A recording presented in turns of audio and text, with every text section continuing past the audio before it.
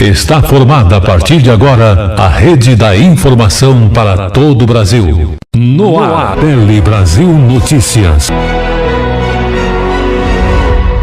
Estamos iniciando o Tele Brasil Notícias dessa semana, lembrando que você acompanha informações dessa semana e também das semanas anteriores. Você nos acompanha através do Facebook ou então YouTube, Tele Brasil Notícias, ou mesmo o jornal Tele Brasil Notícias. Você que prefere as informações impressas, nós temos aí o Facebook, A Hora da Notícia Rádio e TV, ou você procura também pela A Hora da Notícia. Mas vamos chamar então as nossas principais manchetes dos acontecimentos desta semana e também das semanas anteriores. Lei de Acesso à Informação completou 11 anos.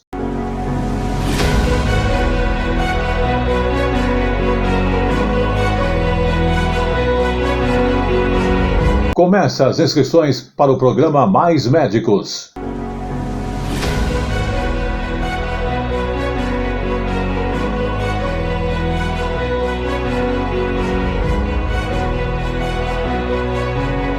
Ministério da Saúde pretende implementar um projeto de inteligência artificial.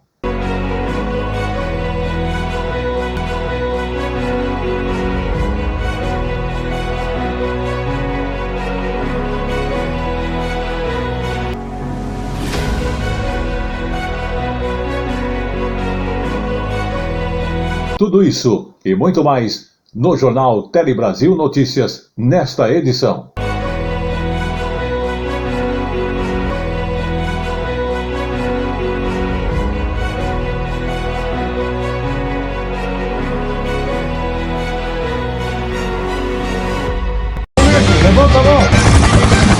Diariamente, o Brasil e o mundo contra o crime. No Polícia em Ação. Confira. Este jornal tem o apoio de Paulo Silva Som. Áudio, vídeo, internet, redação e produção. Consulte-nos pelo 11 94564 4237. Qualidade e garantia de bons serviços.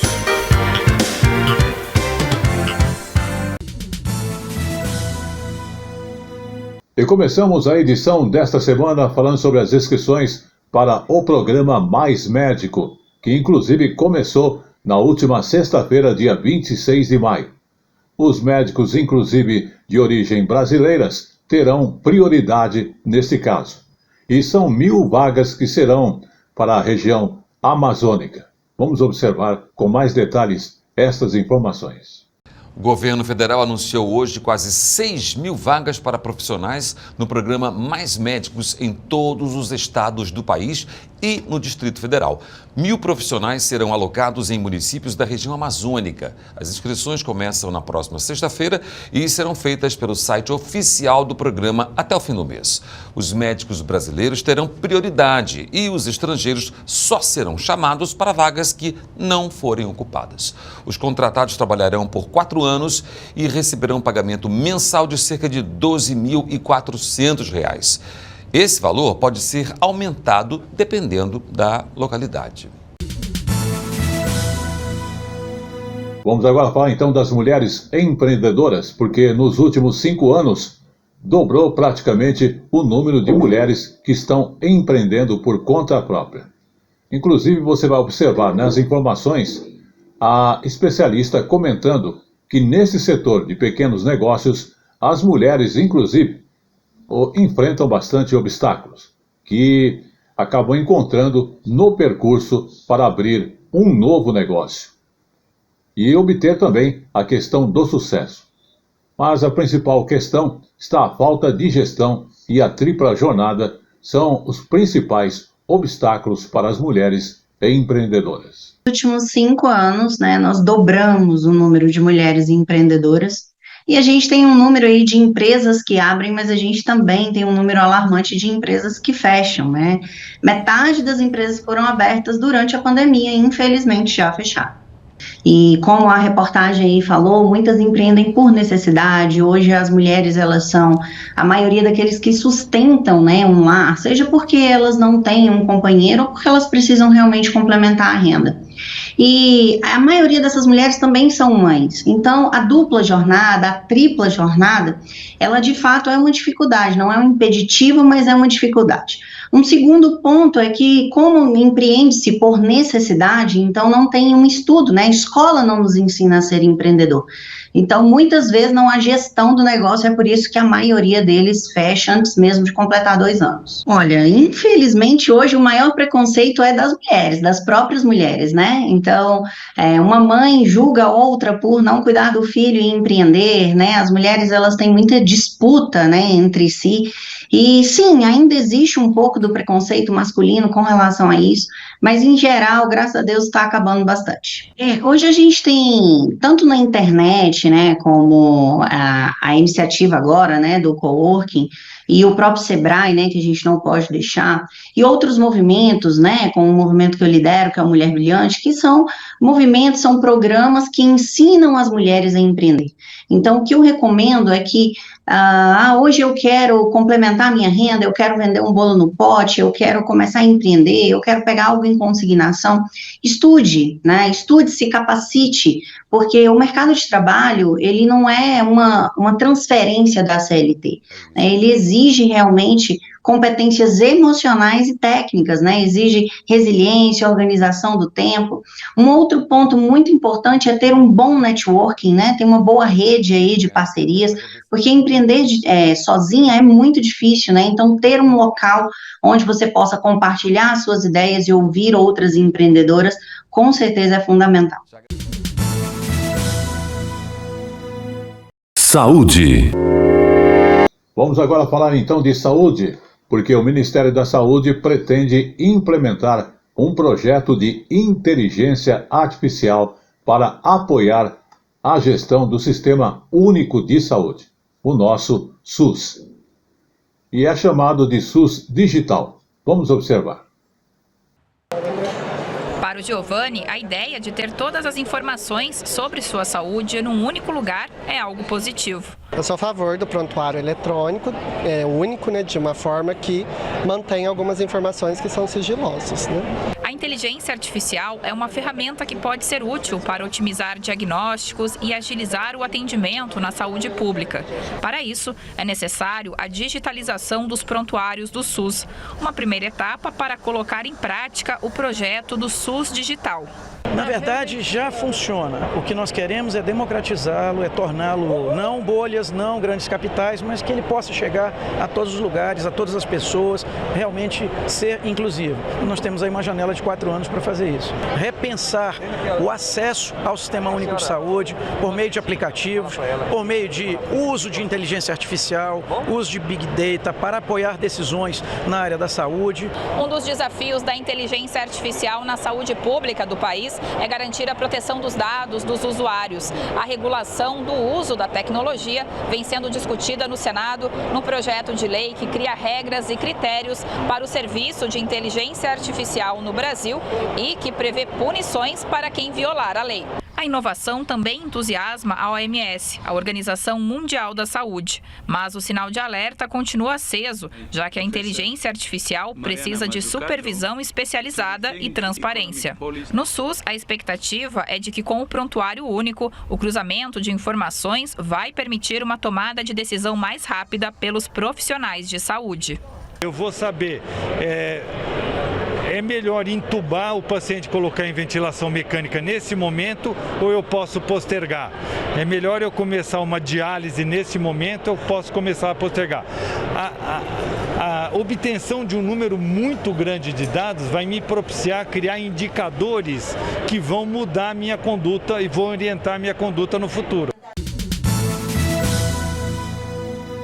Vamos agora falar de saúde e justamente da poliomielite, porque o baixo índice de vacinação contra a poliomielite está preocupando as autoridades.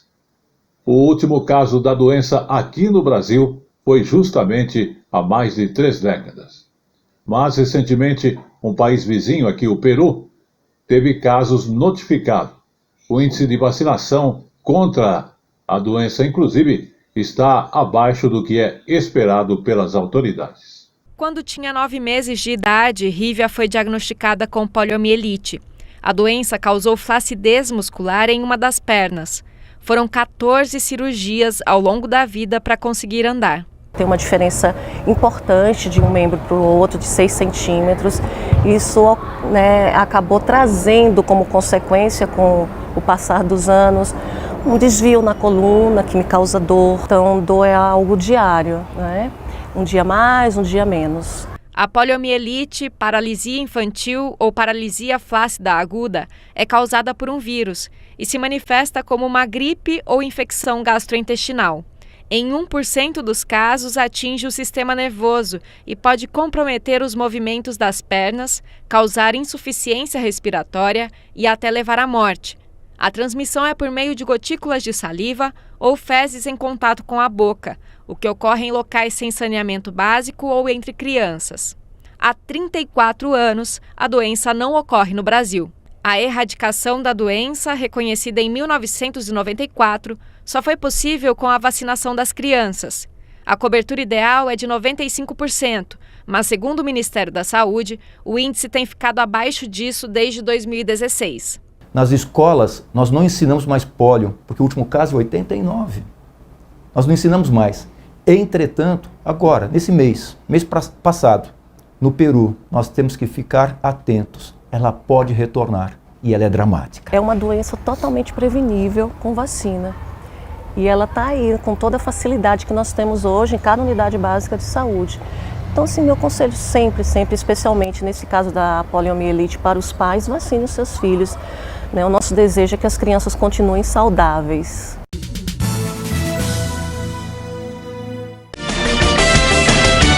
A informação na medida certa que você gosta. Um telejornalismo dinâmico, nacional e regional. Jornal Tele Brasil Notícias. A informação na medida certa que você gosta. Vamos falar agora da Lei de Acesso à Informação, que completou exatamente 11 anos. E acabou ganhando também com isso novos mecanismos para vir fortalecer a transparência das ações dos órgãos públicos aqui no país. Governo mais transparente e sociedade bem informada. Na data em que a Lei de Acesso à Informação completou 11 anos, o governo federal anunciou uma série de medidas para fortalecer o direito das pessoas ao acesso à informação e garantir maior participação social na fiscalização do uso dos recursos públicos. A pergunta que devemos responder é se queremos um Estado a serviço da sociedade e qual o papel que a transparência deve ocupar na agenda dos que governam o país. O presidente Lula assinou 3 decretos para fortalecer a transparência no governo. Entre as medidas anunciadas estão: aprimorar o monitoramento da Lei de Acesso à Informação, lançamento do programa Lei para Todos, que prevê a capacitação de servidores públicos, nova política de transparência e acesso à informação, com fortalecimento da Controladoria Geral da União. O pacote de medidas inclui também a reestruturação do Conselho de Transparência, Integridade e Combate à Corrupção, que passa a contar com ampla participação social. Um dos decretos também esclarece como a proteção de dados pessoais deve ser conciliada com o direito de acesso à informação. A transparência não deixa que a máquina pública morra pouco a pouco nas decisões tomadas às portas fechadas ou nas ações que ninguém tem a decência de explicar. Ela não permite que os dados e os documentos que poderiam salvar vidas, que poderiam ajudar os cidadãos e as cidadãs a exercer os seus direitos, fiquem trancadas a 7 chaves em alguma gaveta de órgão público.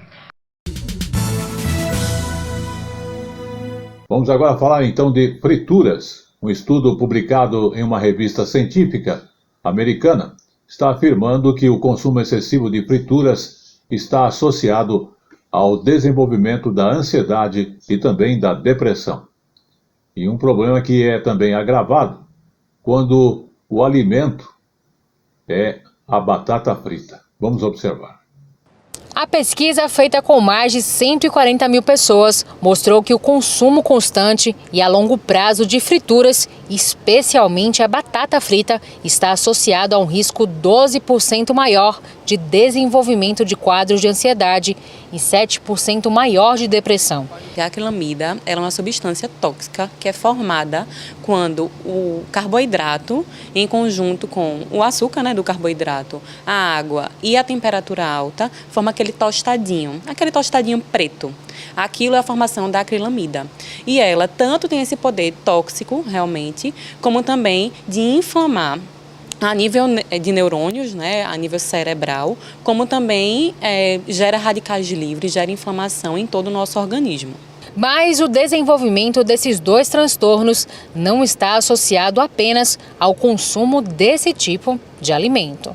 Não significa necessariamente que a alimentação rica em frituras, por exemplo, vai gerar um transtorno de ansiedade ou vai gerar um transtorno depressivo, mas ela pode estar muito associada a alguns quadros sintomatológicos.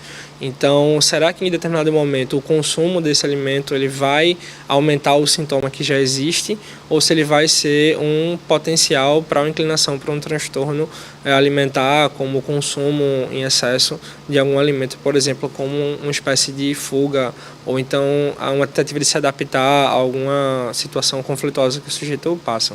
Quem se alimenta mal pode desenvolver esses transtornos e a pessoa que tem um quadro ansioso tende a comer pior. Então acaba sendo uma via de mão dupla. Quem consome muito pode gerar, não é único exclusivo isso, mas pode ser um fator para trazer essa ansiedade. Como também o contrário, quem já tem esses sintomas, que normalmente vai ter esse cortisol mais elevado, vai acabar consumindo mais esses alimentos. Saúde. Vamos falar de saúde e da fibromialgia, que é uma doença que não tem cura e acaba causando dor muscular generalizada e crônica, além do cansaço e também as alterações no humor. Inclusive, projetos em tramitação no Congresso Nacional vão beneficiar pacientes com as políticas públicas da fibromialgia. Vamos observar. Sônia tem 60 anos e vive com fibromialgia há pelo menos 2 décadas. Foi difícil fechar o diagnóstico. A vida precisou ser adaptada às dores constantes. Eu hoje não posso trabalhar na minha profissão diretamente. Eu trabalho com material para decoração. Eu faço material para decoração, mas é assim, coisa leve, na parte de patchwork, e eu não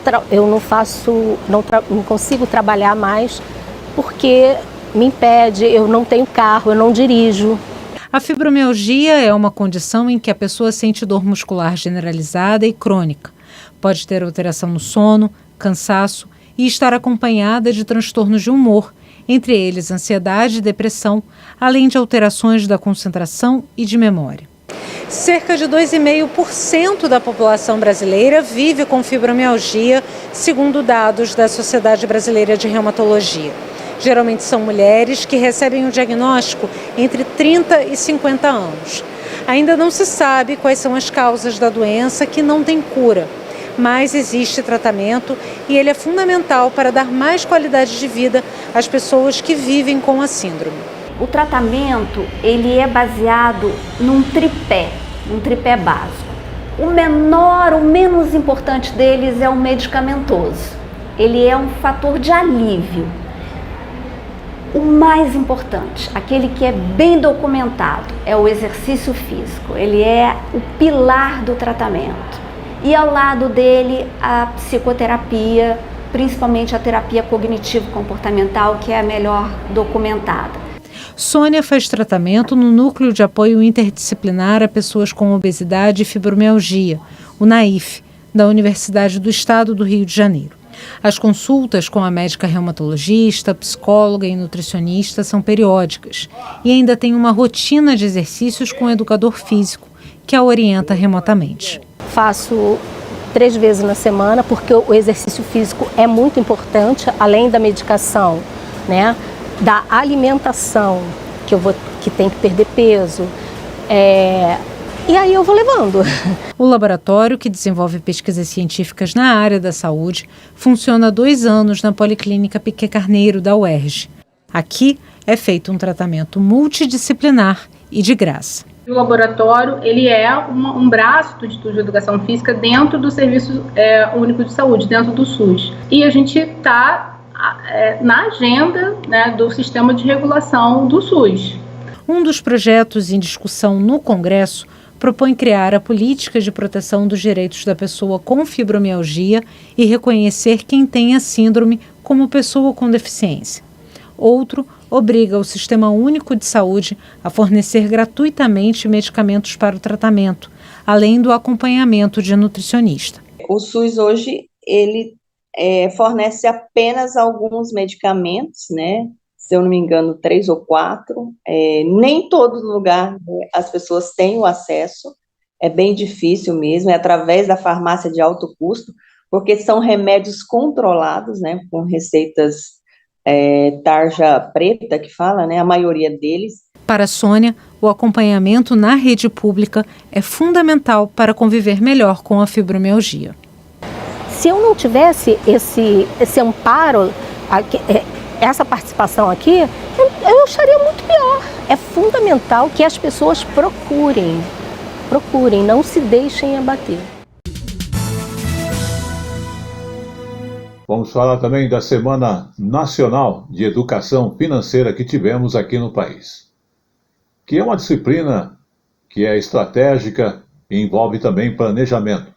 A Semana Nacional de Educação Financeira vai até o próximo domingo, com diversas atividades, como palestras, cursos, oficinas e campanhas públicas para promover ações de aprendizado sobre a importância do planejamento econômico na vida de jovens e adultos. Todos os eventos gratuitos, lives, podcasts, cursos, seminários, e a gente concentra esforços para tentar alcançar um público mais amplo. Realizada desde 2014, a Semana ENEF deste ano tem como tema resiliência financeira e é apenas uma das ações da Estratégia Nacional de Educação Financeira. A Estratégia Nacional de Educação Financeira é coordenada pelo Fórum Brasileiro de Educação Financeira, formado por diversos órgãos e entidades públicas, entre eles o Banco Central.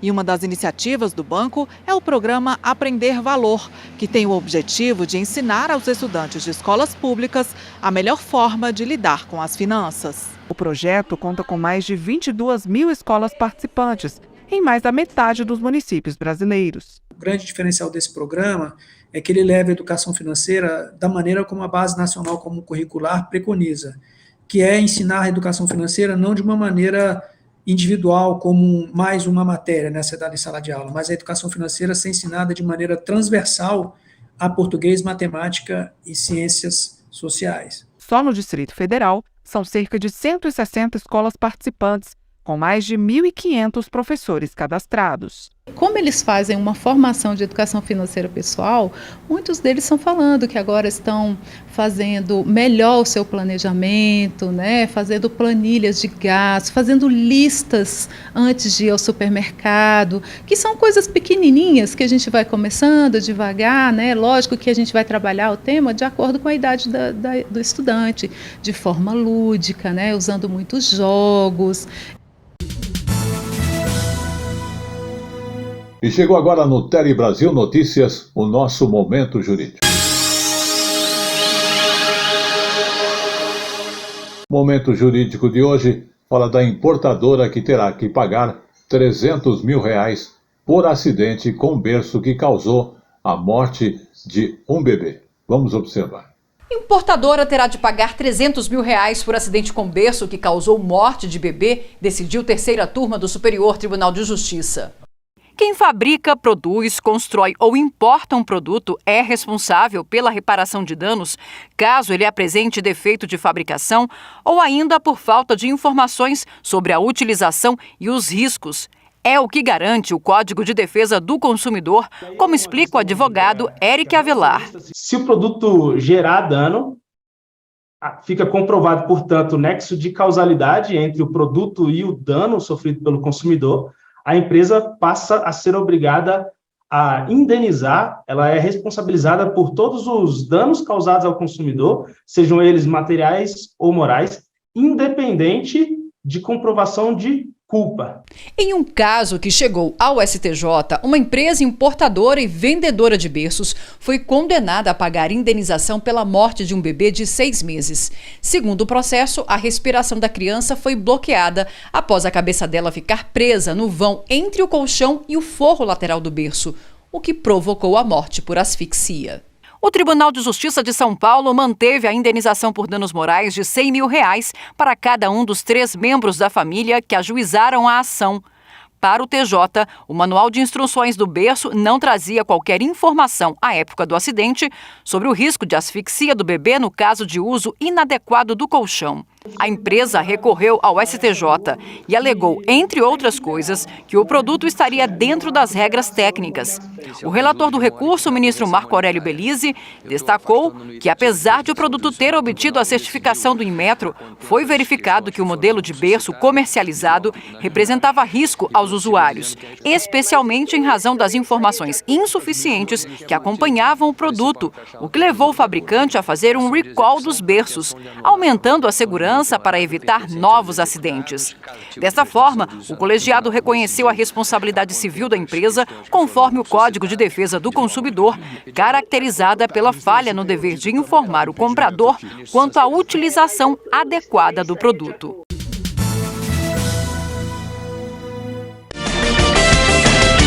A informação na medida certa que você gosta. Um telejornalismo dinâmico, nacional e regional. Jornal Tele Brasil Notícias. A informação na medida certa que você gosta.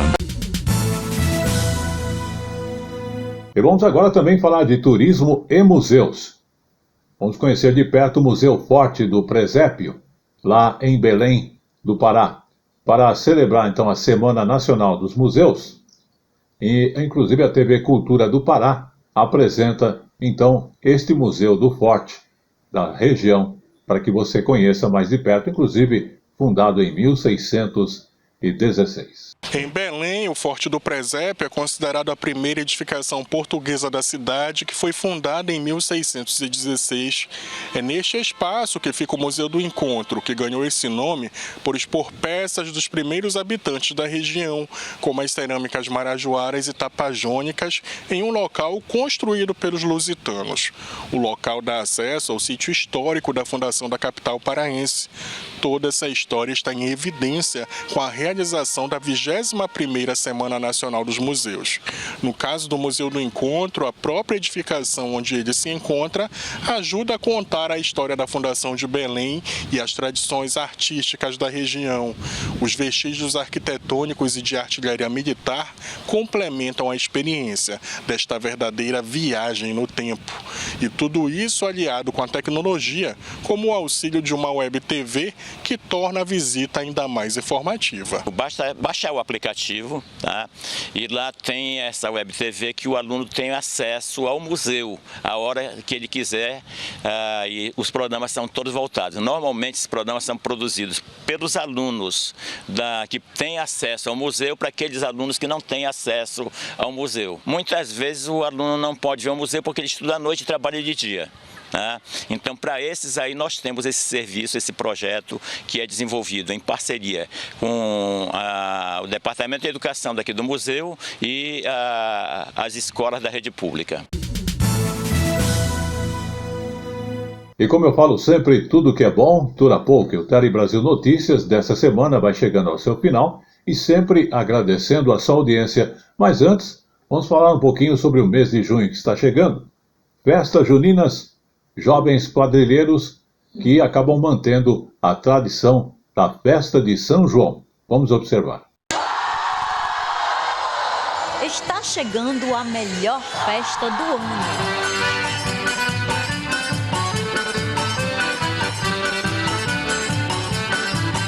E quem é quadrilheiro? Como é que fica? Naquela ansiedade. Não tem jeito, eles respiram o São João o ano inteiro. Até porque os preparativos até que uma quadrilha entre na arena começam com bastante antecedência. O amor pelo São João é o que os move.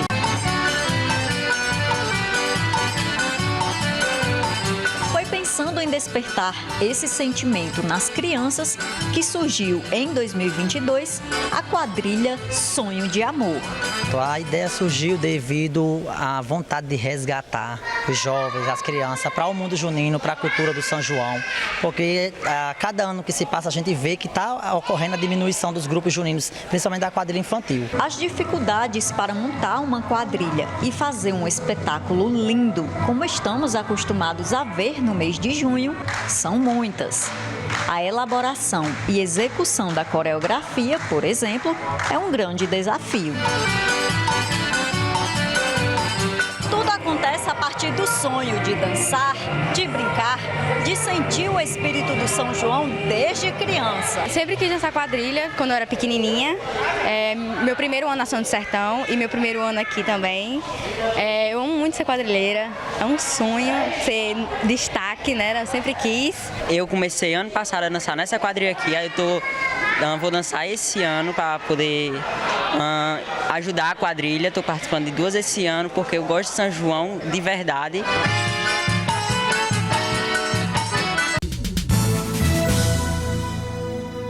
E este foi o Tele Brasil Notícias, que teve aí a sua participação e também nós agradecemos a sua audiência mais uma vez e teve o apoio diretamente do Pedro Henrique. Estaremos de volta na semana que vem. Até lá.